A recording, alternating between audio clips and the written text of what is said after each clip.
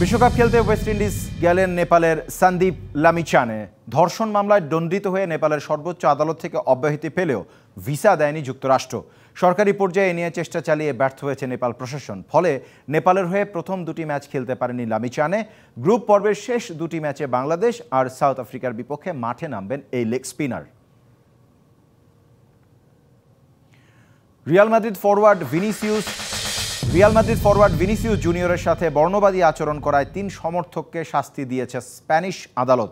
সোমবার ওই 3 দর্শককে 8 মাসের কারাদণ্ড এবং 2 বছর কোনো ফুটবল স্টেডিয়ামে প্রবেশে নিষেধাজ্ঞা দেওয়া হয়েছে।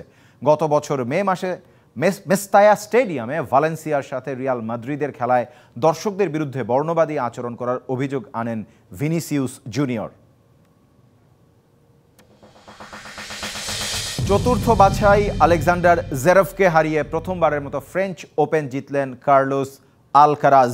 4 ঘন্টা 19 মিনিটের 5 সেটের লড়াইয়ে 6-3, 2-6, 5-7, 6-1, 6-1 গেমে জয় নিশ্চিত করেন স্পেনের এই টেনিস প্লেয়ার। 21 বছর বয়সী আলকারাজের তৃতীয় গ্র্যান্ড স্ল্যাম এটি। এর আগে 2022 ইউএস ওপেন আর 2023 উইম্বলডন জিতেছিলেন আলকারাজ।